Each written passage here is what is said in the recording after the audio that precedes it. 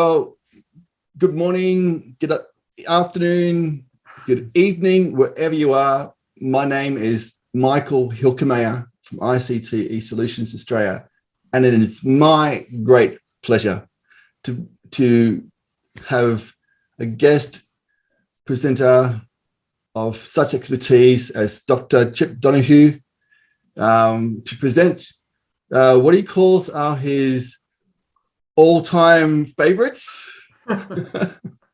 His all-time favorites. And I am so looking forward to this. Bit of background on Chip. First of all, Chip, you don't mind me calling you Chip? That's fine. Perfect. Yep. Okay.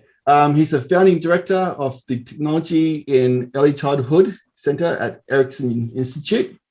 He's a senior fellow at the Fred Rogers Center, and also a dean of distance learning and continuing education at the Technology Education Center as well. So wherever you're listening to, watching today or tonight or evening, this presentation, I'm sure, will enlighten you and will be sure to help you in your goals in being able to effectively use technology in the early learning environment. So just before I continue, Chip has provided a handout, which I have attached in the chat for anyone who wants to download and follow along through the presentation. Also in the chat as well, I've provided links to my LinkedIn and social media group, as well as to my free online course and my free articles from my website there. So feel free to drop by anytime and have a look at it and see how you can further learn in this area. So without any further chatting, Chip, it's my pleasure to have you, and it's all yours. Delighted to be here. Let's see if we can get this working.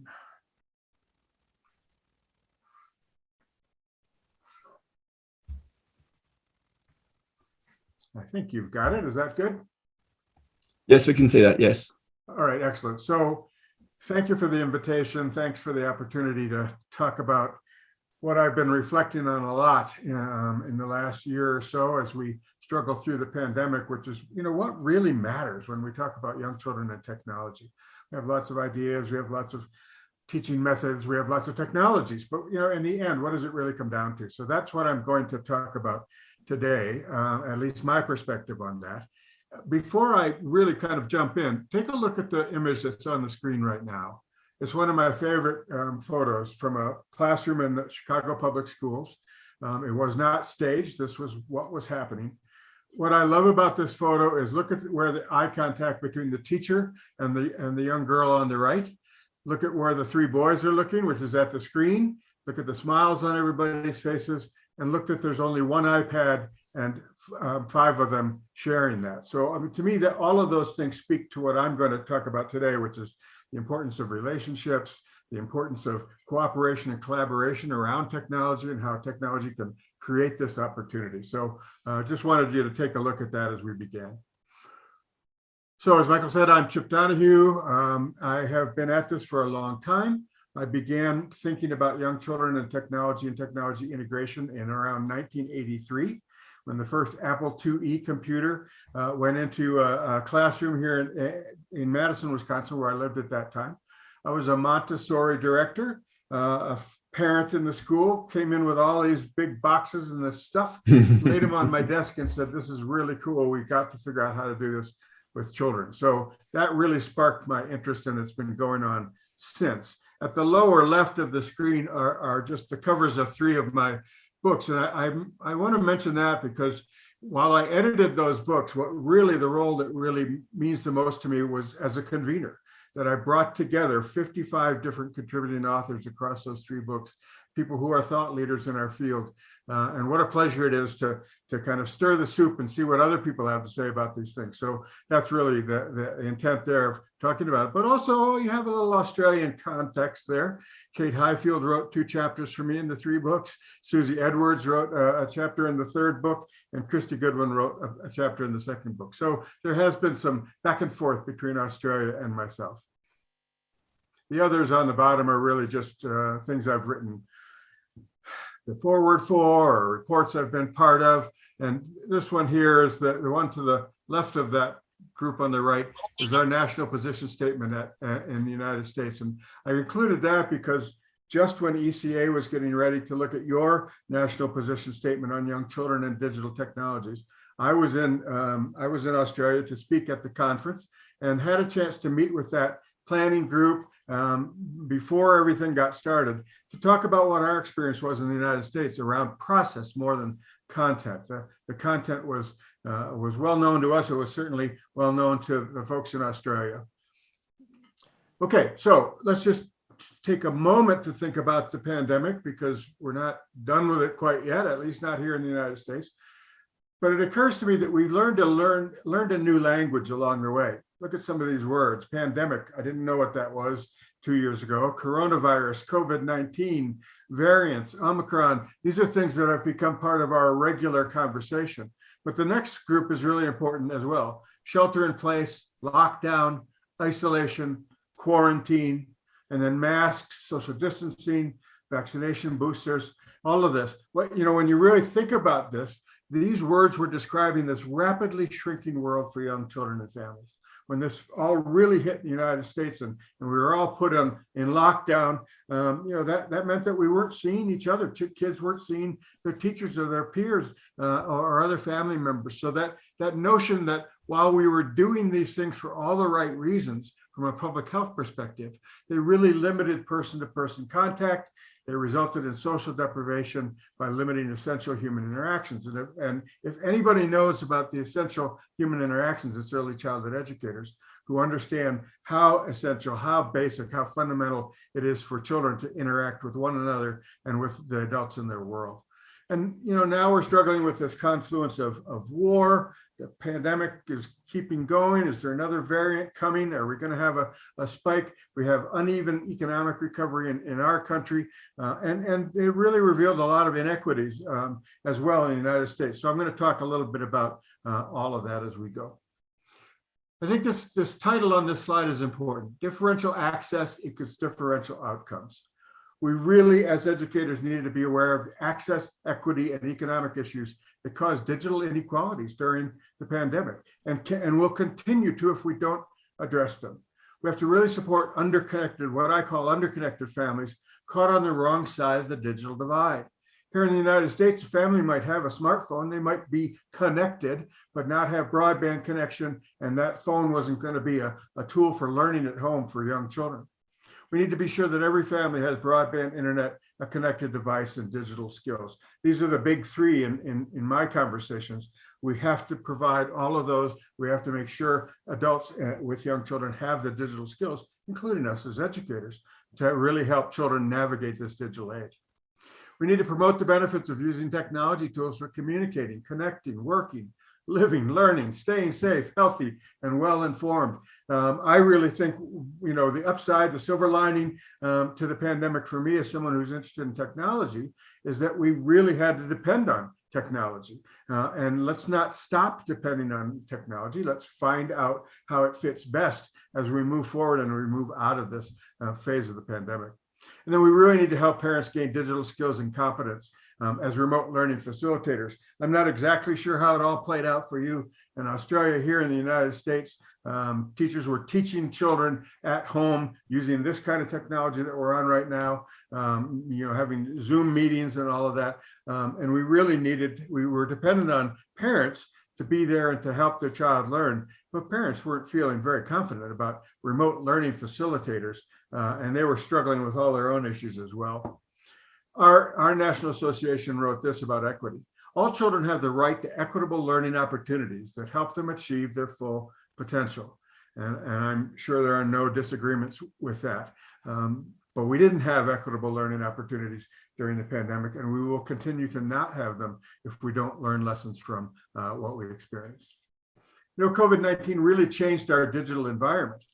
Children and adults discovered new tech tools. They gained new digital skills, whether they wanted them or not. We went from wondering if tech could foster human connections to relying on technology to stay connected. This is a really important one because often all of us who are interested in technology, the pushback is around, well, it prohibits relationships, it makes kids isolated, and we're not really sure that we can use it well to stay connected. Well, we only had it to stay connected. We found out we could do that. It wasn't perfect, wasn't great, wasn't as good as being together, but it was certainly better than not. And instead of worrying about screen time, we really need to celebrate screens as lifelines. You know, we fussed a lot and we continue to, and I'm going to talk about screen time issues in just a moment, but screens became lifelines for families and for educators to connect with families and for family engagement strategies. So instead of fussing over what we shouldn't be doing with screens, I'd like to suggest that we need to celebrate them. And all screens are not created equal. So we need to be thoughtful about what is the screen, what is the experience, what's the content that children are experiencing. So what I'm saying here is that I really thought, I hoped, as someone who's been at this since the mid 80s, that the conversation around screen time would just go away, that it was irrelevant. It's not really what we want to be talking about. Unfortunately, when COVID came here in the States, the screen time debate raged on again. Questions about how much is too much, when is enough enough? How do you set limits during the pandemic? And what's that going to say for beyond? If children are really using screens a lot during the pandemic, are they going to continue to do that afterwards? But I think we have to step back and say, you know, pandemic screen time included a lot of very valuable things. For a lot of children, it was the way they went to school through remote or hybrid learning. It was their tool for learning, for engaging, participating, contributing, achieving. Without that, they were left out of that educational and learning conversation. It was all of our tools for communicating. It became the only tool we had for socializing. It was about creating media and sharing stories. Hold that thought, because I'm going to come back to it as something I really have passion about in a little bit. And then it was, yes, it was an entertainment. We were watching television programs or watching YouTube videos on our screens. We consumed media, but we also figured out how to do digital play. And in many cases, for older children, how to play with others in a digital environment. So instead of limiting use, let's leverage technology tools to remain safe, healthy, and well-informed. This notion of what we really need to do with technology is use it as a tool for good. So are you feeling screen worried or are you feeling screen wise? And this really, the next two slides really speak to your role in supporting families as well, who may be feeling very screen worried. But let me just hit some of those key points. Did screen time go up during the pandemic? Absolutely. Across all ages, across the world, kids were spending more time on screens. So the concerns about inappropriate content, being sedentary, which actually in Australia, you've done some great work around that. Children with lesser attention span, excessive use, all of these words came back. But I want to remind us that time is just one way to determine how much is too much. How many minutes a child spends looking at the screen is a metric. It tells us something, but it's not the same as really thinking about the content and the context in which the child is using the screen. We have to dig deeper than time. I'm not suggesting time doesn't matter. I'm putting it right up there. It does matter, but it's only one of the things that matter. You know, and we can also set screen time limits and promote activities off the screen and off screen time. That's not an either or. We can do both. There's a lot of either ors in this thinking about technology and young children that I would love to eliminate. Shift from how much they're watching to what they're watching. That's that content issue. It's not so much about a half hour of watching. What did they do in that half hour? What did they see? What did they watch? What did they learn? What did they engage with? Who did they engage with? Becomes a much richer conversation. And it's also an opportunity for keeping the story going. So for you in the classroom, but for parents at home, help children connect the real world and the virtual world. Help them build that bridge. What they're doing on the screen can be talked about and played out and acted on when they're off the screen, and the same can be true in reverse. And then this notion of watching together, asking questions, talking about it, let them teach you, making the experience with technology very, very, very verbal, very word-oriented, language-rich. And then here's a quote at the bottom in red from the position statement that I was a part of writing in the United States. Technology and media should not replace activities such as creative play, real-life exploration, physical activity, outdoor experiences, conversation, and social interactions that are important to children's development. You hear that? You got it? They should not replace that. Screens should not replace all of these things that we know as educators are fundamental to child's development. It's not about replacement. So the other thing about becoming screen wise is that educators and parents can plan for unplugged time. Instead of fussing when it's time to turn the screen off, maybe we need to have already been talking about what are we going to do when we turn it off? And what would you like to do now that we're going to put the screen down? This second bullet point is what I talk a lot about with parents and have a little fun teasing them about. But you know, these digital devices do have on and off switches. You can turn it on, you can turn it off, and you need to be the one, the adult in the room as the teacher or the parent to have control of that. You're in charge of that on-off switch. We need to choose interactive media that invites interactions with others. And this is a passionate thought for me as well. We talk about interactive media all the time, and that's important and it's interesting and it's improved so much over the time that I've been thinking about this. But can we use in media to invite interactions with others, to not be solitary, but in fact to be connected? We need to promote a healthy media diet and help children learn what it feels like to be full. What it feels like to be full. Let me tell you what I mean by that. You know, when you have a good meal at a restaurant or you make a meal at home and you've had enough and that kind of push back from the table, I'm done, I'm full, I couldn't eat another mouthful. Well, how do we help children use that same idea for when they've had enough media, for when they're full and they're ready to get off the screen and do something else? I think it's an interesting concept to play with. We need to define digital well-being and living well with media with each family. There is no one definition of this, and there shouldn't be. Each family is going to approach this, each teacher in a classroom is going to approach this differently. But I think the constructs of digital well-being, doing well during the digital age, and having it be positive, and living well with media as a family are really important ideas to share with parents and families. We need to mindfully manage and balance our own screen use. You know, the children are watching everything you do, everything you say. That means they're also watching how you use technology and media, and whether it is to connect or whether it ends up being a disconnect. And then join in as engaged co-viewer or co-explorer. Look at this line at the bottom. The more you connect, the less you connect. This comes from a public service announcement in China, where there was real concern about parents staring at their screens and not interacting with their children. So the nudge was, you know, the more you connect with your screen, the less you connect with your child. I love this because I can flip it around. The more you connect with your child, the less time you have to be on your screen, right? So it really works both ways. I think it's a very simple idea, but powerful. And these are words that parents seem to resonate to. They get it when I talk about that idea, that they're making choices about the quality of connection that's happening.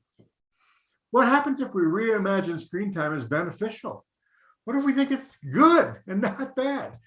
What if we focus on it being active, not passive, not sedentary time, but in fact, active learning time? What if it's interactive, not isolating? What if it's about inclusion, not exclusion? What is about enhancing learning, not displacing traditional activities that we thought mattered most for learning? What is about meaning making, giving children tools for making meaning of their world, not meaningless time wasted looking at the screen? What if it's about creation, not just consumption? All of us, everyone, well, we're consuming media right now. We're looking at a screen right now. The idea of consumption got a bad rap also because it fits that idea of children wasting time looking at screens. We all consume media, everyone does. So it's about managing that amount of consumption. But what I really want to put in the conversation is that children can be media creators. alongside the amount of media that they're consuming. So it's not either or, but this notion of children as media creators, children as digital storytellers really ignited a lot of excitement in the team I worked with at Erickson and with the teachers we were working with. And then it's a tool for learning and teaching. Again, it's not either or, but it's both, and it needs to be both. And we as educators need to understand that it's both. And look at the order that I put those words in. You kind of know now what CHIP's all about. This is a tool for learning, and it's for teaching. It's a tool for learning, and it's for teaching. So that notion of giving kids tools to explore their world and to learn, and then to be the educator who guides them through that process is really powerful. And remember, it's not the technology, but what children are doing with it that matters. Technology is neutral. We need to think post pandemic, if I can be so bold as to imagine there's going to be such a time. Technology became essential during the pandemic. Your challenge is to keep it essential after, so that we don't rush from, wow, kids are using screens too much during the pandemic, so let's take the screens away. No computers in the classroom. They've had enough of that in the last 2 years. No. let's keep this going. Let's understand what we had to do. And, as digital decision makers, you're not unequipped. You know a lot, but it's easy to feel ill-equipped to guide these conversations. I want to get you to explore the intersection of child development, early learning, effective teaching, and technology. That's a really cool intersection to hang out at. And sometimes there's collisions and accidents and people bump into each other and there's a little road rage along the way. But we have to get there because we already live at the intersection of child development, early learning, and effective teaching. So if we invite technology into that conversation, we embed technology in what we know is best for young children. We need to strive for intentional, developmentally informed, evidence-based, technology-enhanced learning and family engagement. Ooh, there's a mouthful there. Intentional, meaning you're using technology because you know exactly what you're going to do with it and what you want children to get out of it. Developmentally informed means it really fits into our understanding of how children develop and grow and learn.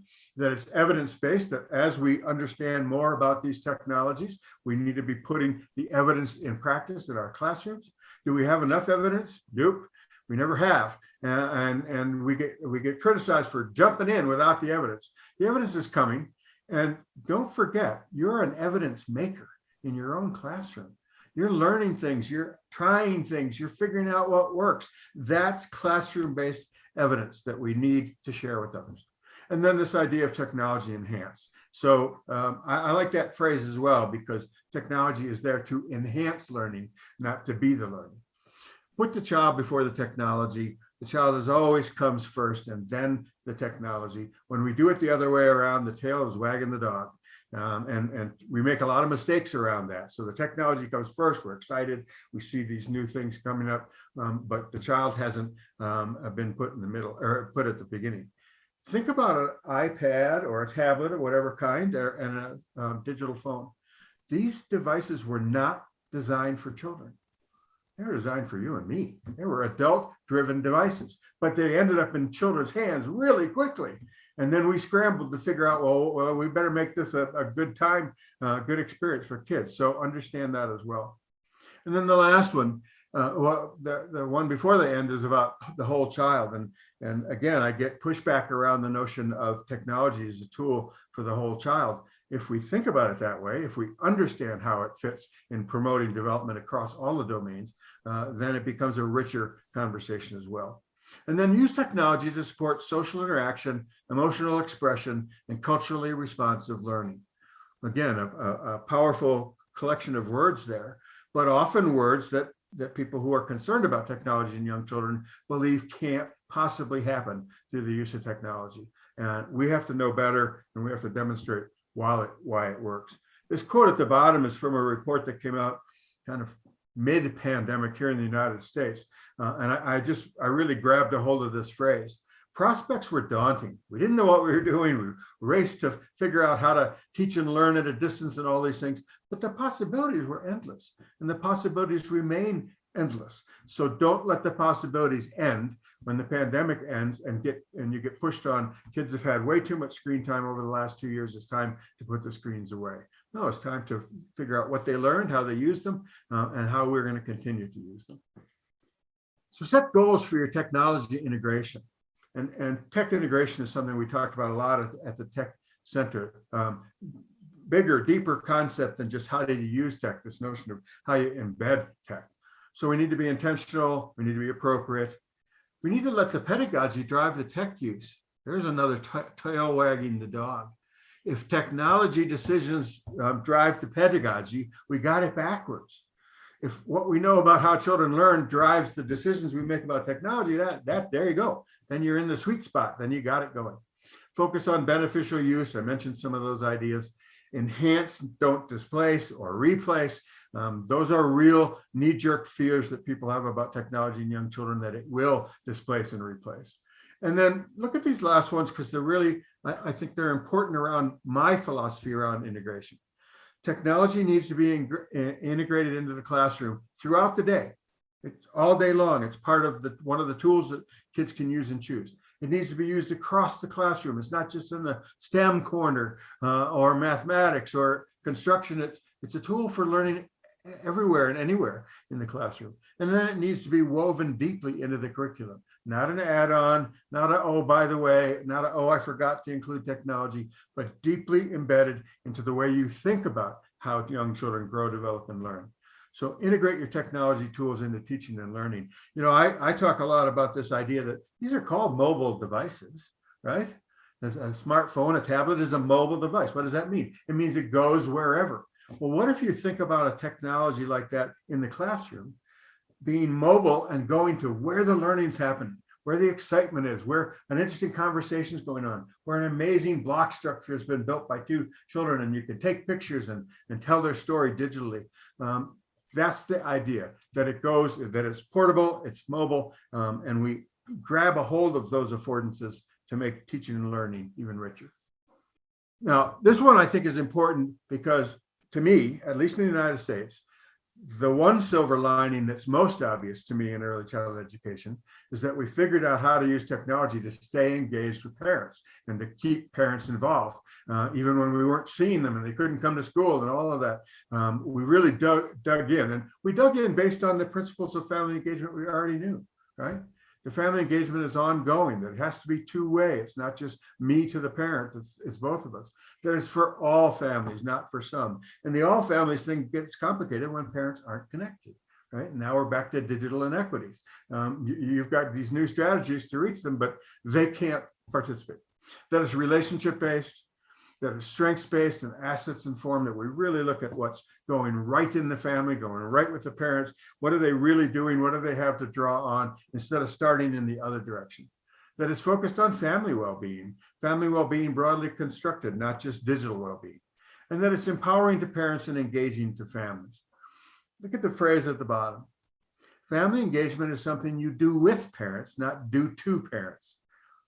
I really think that's powerful. Family engagement is something you do with the parents, not something you do to the parents. So engaging and being involved and being partners in this process makes it so much richer. And we have so many powerful stories in the United States around the aha moment for teachers and parents around how these technologies could actually provide new opportunities to be partners in their children's learning. We need to meet parents where they are. And so that means we have to recognize barriers to access and participation. And if a parent can't participate digitally, then it's your job to figure out how they can participate and what else to use. And there are other tools and there are other ways. And there's old school ideas around, sending a note home that might feel different than a digital solution, but we've got to have it all in our bag of tricks. We need to provide multiple pathways for engagement so that parents can choose what works best for them. This next one's really important to me. We did a whole book on family engagement and technology. Ask parents how, when, how often, and how much information they want to receive. It's a dosage issue. Think about yourself. If you're on a mailing list, an email list, and you just get one every day, and you're like, I don't need all this. I can't keep up with it. Well, parents can feel overwhelmed by that as well. But we can be very respectful by saying, well, how is it best for us to communicate? When is it best for me to get in touch with you? If we want to do a Zoom call, for example, how often do you want to hear from me? And how much information do you want to receive? Seems simple, but we often don't ask those questions. And now with technology, I think those questions are more important than ever, because it is really easy with a text messaging service to just bury parents in information that may be valuable, may be really good for them to get, but they can't, you get an overload. It's just too much. And then become a media mentor so parents, so they can become media mentors to the children. I'll talk a little bit more about what I mean about media mentors in a bit, but this idea of you being the role model for using technology well, so that parents can learn how to use technology well to support their child's learning, to communicate, to do all of these things. At the bottom, there's a quote from Fred Rogers, and Michael mentioned Fred Rogers Center that I'm a part of. Fred Rogers was a beloved television personality here in the United States for years, and he was kind of a quote machine. He came up with all of these really profound things. But look at this one. Strengthen a parent and you strengthen a child. Strengthen a parent and you strengthen a child. To me, that's the rationale for family engagement. When parents do well, children do well. When families feel stronger and more confident, children do well.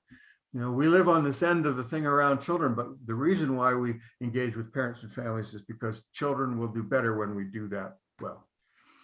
Okay, so know what matters. You know a lot already. As I told you before, you're not unequipped for this conversation. You know about child development. You know about early learning. You know about the whole child and the notion of how you support the whole child across all domains. You know about the importance of social emotional learning and language and literacy. These are fundamental core ideas for how children in the early years need to learn. We know about culturally responsive teaching and a sense of belonging. You've done some amazing work in Australia around culturally responsive teaching. And that idea that can technology help a child feel like they belong, somehow feel like they're more a part of the group? How can we do that? Non-tech essentials, hold that thought, I'm going to come back to it. This is one I like to talk about. Creating, making, storytelling, this idea that these are tools for children's creative expression, and they can tell their story, and they can share their story, and they can save their story, and they can revisit their story when it happens in a digital environment. That's really powerful. This is really exciting to think about, and you've already got the tools in your classroom. And parents already carry the tools in their hands or in their pockets or in their pocketbooks every day. They have a smartphone with them. It can be a tool for storytelling. Parent empowerment and family engagement, we talked about. This last one's really important for all of you. Teacher preparation and professional learning. And you know, if you're anything like the teachers I work with here in the United States, you got thrown into the deep end when the pandemic began without any professional training, without teacher preparation around online teaching and learning and teaching at a distance and using Zoom as a way to communicate with young children. You just had to figure it out. Well, that's not the best pedagogical approach, as we know, but don't discount what you did figure out. What worked? What actually did work in the end? What did you figure out? Because remember, you're an evidence-based provider as well. What's your evidence for how you made it work? And then apply what you know. So it's not enough to just know all this stuff. You got to put it into action. And then, you know, I started, I think my title was something about what matters most. Well, here's what matters most. Relationships. It's all about relationships. It starts there, it ends there. It's all about children interacting with each other and learning social skills, children interacting with important adults in their lives. So use technology to connect children with attentive, responsive, and fully present adults. Enable co-viewing and joint engagement. Make it possible for the adult and the child. And every one of the images that I've included on this slide, there is an adult, there's a teacher, and there's a child or children who are all engaged. Look at the top one, by the way, just on the side. The little girl in the back with the digital camera is taking a picture of her classmates and teacher using an iPad. There's a double win. That's kind of metacognitive, this notion that we're really using technology to understand how to use technology. Promote well-being, social and emotional development, and language. Remember, I've said a couple of times, people don't think that that's what technology is all about. You know better, you understand. Encourage interactions and pro-social skills. Help children build relationships by using technology. And the reminder here, the little nudge, it's not about technology. It's about relationships. It's about great teaching. It's about what you do with kids to help them grow, develop, and learn. Okay, I talked about this one, and I think this is fun. you would have your own list here. If we had time to do an activity, I would ask you what your non-tech essentials are. So here's Chip's. Interactions and relationships without technology. Supported by technology, yeah, great, but without technology. Solitary and shared experiences that kids in classrooms need opportunities to be alone and to do their own thing, but also to play with others. That creativity, curiosity, and wonder are so essential to young children and how they learn. So they don't need tech to do that. But if you have tech, then don't let it get in the way, because these are your essentials. Inquiry and discovery, unstructured, active, imaginative play. Boy, we really tripped over the play idea in technology here in the United States. And then Susie Edwards here in Australia talks about digital play, and everybody freaks out because they don't know what that means. And that sounds like exactly the opposite of what we want. Kids need to play, and they're going to play without technology as well as with. Hands-on learning, the idea of loose parts, STEM, outdoor playtime in nature. If you look at the 3 photographs that I included on this slide, there's not a computer to be found. No technology required to build a big pile of leaves and throw them up in the air, or to play with kids on a swing, or to be part of a classroom doing an activity. So protect your non-tech must-haves. What's non-negotiable to you? If I said, what do you absolutely have to have available to children for them to have a positive experience in the early years, that's non-negotiable, I can't take it away, you won't give it up, then that's your list. And remember those things. And if technology gets integrated into them, be very intentional about that. Another thing that came up here in the United States is this idea of media literacy. And I think that's one, when we went through the pandemic, I'm sure in Australia, just like in the United States, what do you believe? What's the public health information? What's fake news? What's real news? What's just inciting us all and getting us excited? How do we really know what matters? So helping young children and their parents and you as educators become more media literate, to me, seems like an essential, a critical at this moment. Faith Roga, who wrote the book that's on the right there, a good friend of mine, and has written 2 of my books as well around media literacy, said this: media literacy is about helping children develop the life skills they need to become thinkers and makers in the multimedia environment that is their reality. It is their reality. They're surrounded by media and digital tools. So it's how do we help them make sense of that and use it well? It's precisely because our culture surrounds us with media that we need to model healthy and productive ways to integrate digital and media technologies into our lives. It's there, it's overwhelming, too much tech, too much screen time, whatever it is. Let's help children make wise decisions. Let's help them understand when they're full. That's one version of that. Let's help them understand sources of information and what to believe and what's true in what they read and see. Media literacy help open the world's possibilities to young learners, a quote from Faith. I'm not going to really dig into this one, lots of content here. A great report came out of the Tech Center around media literacy in early childhood. So I'm just going to highlight the actions of media literacy that children and grown-ups need to know about. It's about access. It's about engaging and exploring and intentionally using media. It's about comprehending media messages and practices, and who is the messenger and what is the message that I need to understand or not. Critically inquire. How do you ask good questions and analyze what's coming at you from the media? How do you know if it's true? Evaluate. Ask, is this media right for me or my task? So this idea, again, of the goodness of fit between how we learn and how we're exploring the world and what the media comes at us with.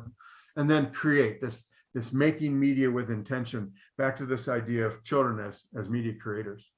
Prepare children to be creative and healthy consumers and creators of media. So this investment is not a one-shot deal. What we learned at the Tech Center was you dig in early. Media literacy begins very early. You start using language and helping children gain strategies so that as they grow up, they are ready to face a more complicated media world even than the one they're in. Jeff Bezos from Amazon has an interesting quote. I very frequently get the question, what's going to change in the next 10 years? I almost never get the question, what's not going to change? And I submit to you that the second question is actually the more important of the two. And I submit to you that what we already knew about child development and early learning is not going to change. That's not what changes. How we apply technology changes, but those fundamentals are there. And we're not going to lose them. We didn't lose them during the pandemic. We're not going to lose them afterwards, but they can give us a lot of direction to go forward. Okay, so your journey to the next new normal, as that arrives in Australia and it arrives here, these are just some provocations and nudges for you to connect the dots between what did we have before, what happened during, and what it's going to be after. And that after is so important. What do you want it to be after? What are you going to help it become after? What does early learning look like to you after? Because we already had the before, we learned during, and now it's the after. So I've said some of these, but just to have you hear them from me one more time. It's not about technology, it's about relationships. It's not the technology, it's what children do with it. Celebrate screens as lifelines. Teaching and learning should never be remote. And by remote there, I mean the meaning of detached and not engaged, not a distance, right? We use the word remote learning to describe distance, but I always tripped over the idea of learning being remote for young children. Wonderful todays equal future ready children. So really understanding that if we want children to become ready for whatever the future will bring, it's not about learning coding skills so they'll become a coder at 21 years old, right? It's about understanding that coding helps me understand the world and how it works. And so that's what's happening today. So it's very easy in the technology conversation to get future oriented, to be always thinking about what are children going to become. I want to encourage you to say, what are they doing right now? What's fantastic about today that we really should focus on and carry into the future? Strengthen a parent, you strengthen a child, one of my favorites. And then the more you connect, the less you connect. If you come away with anything from this time we're spending together right now, come away with that one. The more you connect, the less you connect. And then remember that I encourage you to think about it in both ways. You know, tech's not going away or going back to how it was when the pandemic's done. It falls to you as educators to help define what that looks like. So here's a call to action for you. Allow old theory and pedagogy to inform the use of new tools. You know, Montessori didn't know about the iPads. Piaget didn't know anything about a smartphone. Look at what they had to say to us about child development, and they're telling us tons about how to use technology well. This is the stuff, this is your foundational stuff. Go back to it and look. What were the messages that they were giving us about how to make intentional decisions about tools with children? Seek equity-centered, strengths-based, and assets-informed approaches to access and use. So again, coming back to that idea that beyond, it's bigger than us, but we need to take a stand on ideas around equity and focusing on strengths of children have and parents have and that families have, and look at their assets. What do they bring with them that are really positive and strengths? Include underrepresented and marginalized communities in digital leadership and technology decision-making. Okay, I'm going to put my hand up and say we really were lousy at that in the United States. We probably still are in many, many ways. I hope we've learned some lessons, but if people aren't in the conversation or can't connect with the online learning or the text message system that you're using, then they're out of it. They're underconnected. And what about marginalized communities? My encouragement, my nudge, my call to action for you is to involve families in digital leadership and technology decision making. Remember, do with, not do to. So don't make technology decisions about how families are going to use technology just without hearing from families, without engaging families, without having families help you understand what works for them. We need to focus on children's rights, online safety, privacy, and data protection. And this area is really blowing up. Lots of people, really paying attention to these ideas as young children get online, not just using an app on a device, but are now starting to be in an interactive environment. What do we know about how to keep them safe and how to keep them private and protect their data? Promote media literacy, digital skills, and citizenship. So I talked about those as well. Parents need all of those things. We need all those things as educators, and children will need all of those things. So let's get started now. Surround children with digital navigators and media mentors. And I think I said really right at the very beginning, help children navigate the digital age. And that's what I mean by digital navigators. we can't do it all for them. We shouldn't do it all for them, but we can help guide them through the process to keep them safe, to protect their rights, right? Collectively seek a path forward that connects the dots before, during, and after. And that's that passion I have about the after, but not to leave behind the before and during. And the word collectively is important to me as well. I've been talking a lot about you as one teacher in one classroom with one group of kids, but collectively we have so much to offer each other. You have so many lessons you learned during the pandemic around using technology well for family engagement, for teaching, for learning. We need to share those ideas with each other and strengthen each other in a way that really empowers educators to see that they are, in fact, the evidence creators. Depending on technology, we revealed the need for media literacy and media mentors. So here's this idea of you as a media mentor. You need to have a positive disposition and the knowledge, experience, and competencies to support digital age children, parents, and families. This isn't a luck. Start it again. This idea of old theory and pedagogy informing the use of new tools is really important. Montessori, Piaget, Erickson, and the other great theorists of early childhood have a lot to say to you today about using technology. They didn't know about iPads and smartphones, but they knew about tools for learning and tools for engagement. So go back and look at that. You know those things. You studied those things. That's part of who you are and your practice. But I think sometimes we think that doesn't have anything to do with what's available now. We need to seek equity-centered, strength-based, and assets-informed approaches to access and use.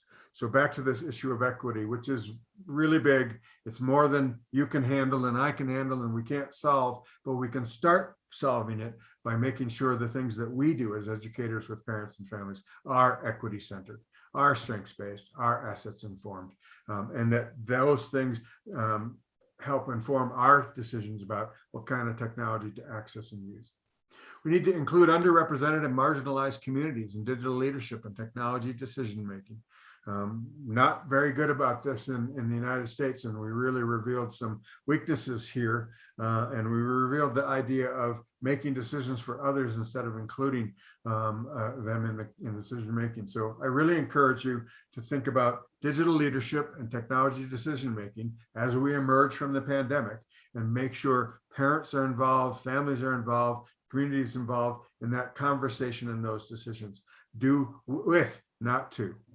Focus on children's rights, online safety, privacy, and data protection.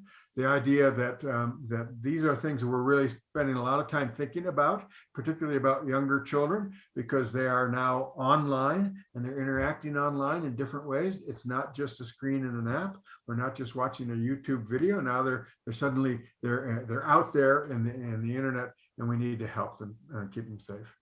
We need to promote media literacy, digital skills, and digital citizens. Start with yourself. You need to be sure you are comfortable that you have what you need across there so that you can really be a media mentor for parents and families. And so you can encourage parents to become media mentors for their own children and become digital navigators. Collectively seek a path forward that connects the dots before, during, and after. And we talked about that. And it's the after where the action is going to be. But our action will only be informed if we think back to what we knew before and what we learned during. So educators as media mentors is a phrase I use a lot and have been writing about and thinking about for a long, long time. What we realized when we became so dependent on technology was that there was a need for media literacy and media mentors that was much more immediate and much more essential than we had thought about. And we have to be in a bigger hurry to get there because of what we've all gone through with media and young children. You need to have a positive disposition and the knowledge, experience, and competencies to support digital age children, parents, and families. That's a nudge for you. What is your disposition toward technology? How do you feel about what I've been talking about and what you are doing in your programs? A little soul searching will be important there. Offer practical tips for managing the quality and quantity of children's tech use. Parents really need tangible, actionable ideas from you about managing children's tech use at home. So be ready for that. Be thinking about that. Be ready to help them with that. Become a digital partner to ensure children's engagement with screens supports early learning and development. Again, this is back to what we were all about from the beginning. This is not about technology. It's about early learning and development, but how do we make sure technology is a positive force in that process? Be an encouraging role model, enthusiastic guide, and a mindful media mentor, and help them safely navigate the digital age. Okay, so I'm going to wrap up here with some tips for you as media mentors. So these ideas are things that you can share with your parents and the families in your program. You need to understand them as well, but I'm really giving you some ideas here about media mentorship. Trust your instincts and know what you know. I've talked to you about that as an educator early on, but help parents learn to trust their instincts and know what they know about their child, about technology, about what interests them, what interests their child, how their child interacts and learns, and then help them to trust their instincts. You know, if a parent says to me, enough is enough, it's time to turn the screen off, I say, you're right. You're right about that, because you're the one who knows your child and you know the situation and the context. So trust yourself. Focus on relationships, not on the technology. Use technology to support the whole child. Make technology use language rich. Fill the world with language as you use technology. Talk about your own technology use. What are you doing on your smartphone? What are you looking at on your iPad as you do it, so that children get that the language of technology, but also the context. Provide beneficial experiences. Integrate tech so it becomes second nature. You know what? I visit a lot of classrooms and see a lot of teachers using technology. That my favorites always are the ones where I don't even think the technology is there. I don't even notice it. It's so deeply embedded in the way kids are acting and interacting with each other and how they're learning and how you're teaching, that it's just there. It's just another tool. If we could get to that point around technology integration, now we're really talking about deeply embedded. Be an eager co-explorer and a role model. So again, you can be a role model and a co-explorer for families, but they can also do that with their own children. And recognize families as digital learning partners. Empower children to use technology as a tool. Use technology as a tool to communicate, to collaborate, to connect, to create. We learned all those 4 C's so powerfully during the pandemic. Let's continue to use it as a tool for those things. Use technology to inspire their creativity, their curiosity, their wonder. These are rich ideas and big ideas and things that we really value. So let's use technology as an inspiration. Nurture empathy and kindness.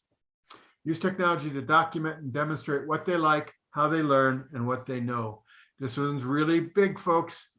Document and demonstrate. An iPad, a smartphone, whatever it is. Kids can show you what they like, what they're interested in. They can show you how they learn. They can show you what they know, and they can share their stories with others. Really easily done, to be honest, and so profoundly powerful around why technology needs to be in the hands of young children. And progress from just consuming to creating media. And I talked about that. I really want children to see themselves as media creators and consumers, because we need to feel that way about ourselves as well. Foster a love of learning that lasts a lifetime. And here's a final call to action for all of you as educators. Embrace the next new normal in early childhood education. It's going to happen whether we like it or not. And instead of saying, oh, let's get back to the way it used to be, let's embrace what's new, what's possible. Remember, endless possibilities are there for us. Seek innovation at the intersection of child development, early learning, effective teaching, and technology. I started with that idea. That's a really interesting intersection to hang out at. Leverage what we know and acknowledge what we need to learn. This is so important. We get excited talking about why technology is so positive. We have to remember there are concerns and there are things we don't know yet about technology and kids. And so by acknowledging that, we bring more people into the conversation. Do no harm, kind of a basic idea, but minimize risks and maximize potential as you make decisions around technology use with young children. Enhance learning with intentional integration of technology tools. So intentional, why you're integrating it, what it's going to do with it, what are you going to do with it, what our kids are going to do with it. Seek solutions and innovations on your own and with others. If we only focus on what we lost, we'll miss the opportunity to celebrate what was found. And I think you got my personality by now. I'm a celebrate what was found guy. We did learn a lot of things. We had a rough time. It was tough on teachers and tough on families and tough on kids, but there's a lot we learned from there that can really help us understand how to proceed in a very positive and even richer way than before. So this one I call the readiness ruler, and my prompt is, are you ready? Are you ready to be a tenacious seeker of the truth in the next new normal? Are you ready to take these ideas around technology, take what you learned during the pandemic, and really help define the new version of early childhood education with deep technology integration? So if you look at the continuum from not at all ready to somewhat ready to extremely ready, wherever you would place yourself on this continuum today is fine with me, because that's where you see yourself.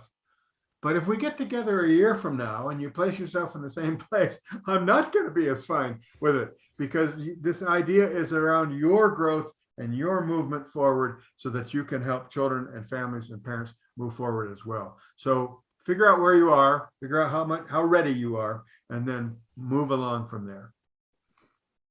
All right, and I talked about Fred Rogers being a quote machine. This is one of my favorites from him.